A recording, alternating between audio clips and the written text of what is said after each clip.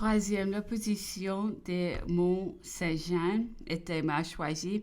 La première condition du champ de bataille est de n'avoir pas de défilés sur et derrière. Pendant la bataille, le général anglais ne sut pas tirer parti de sa nombreuse cavalerie. Il ne jugea pas qu'il devait être et serait attaqué par sa gauche. Il crut qu'il se serait par sa droite.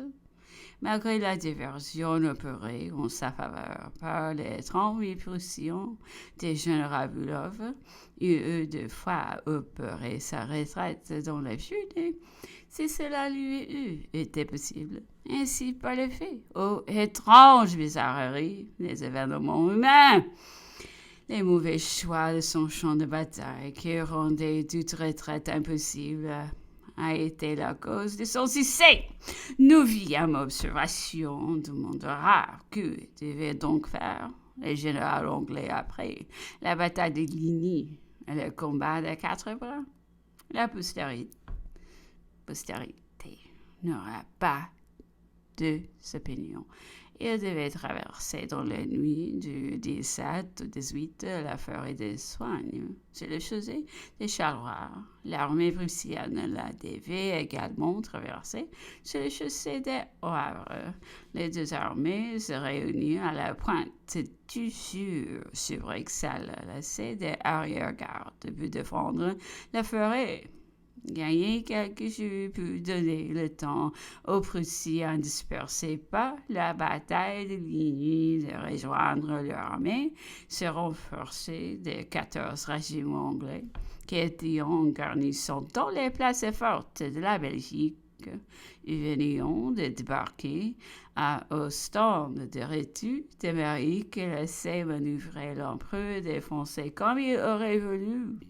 Aurait-il, avec une armée de 100 000 hommes, traversé la forêt des Soignes, pu attaquer ou déboucher les deux armées réunies, fortes plus de 200 000 hommes, étaient en position? C'était certainement tout ce qui pouvait arriver de plus avantageux aux Alliés.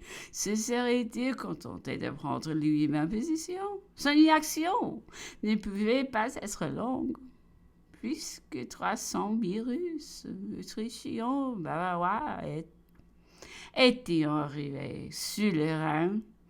Ils seraient un peu de semaines sur le Marne, ce qui l'obligerait à courir au secours de sa capitale.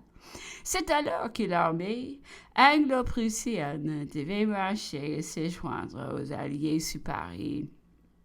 Elle n'aurait couru aucune chance, n'aurait éprouvé aucune perte, aurait agi conformément aux intérêts de la nation anglaise.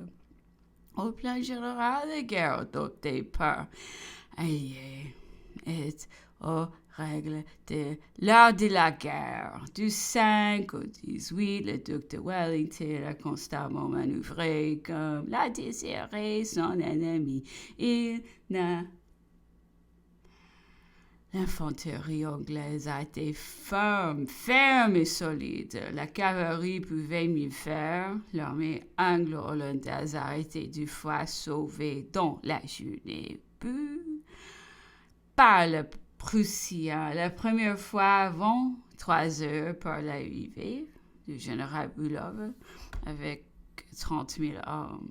Et la deuxième fois par l'arrivée du maréchal Blücher avec 31 000 hommes dans ces journées. 69 000 Français ont battu 120 000 hommes. La victoire leur a été arrachée être 8 et 9 heures, mais par 50 000 hommes.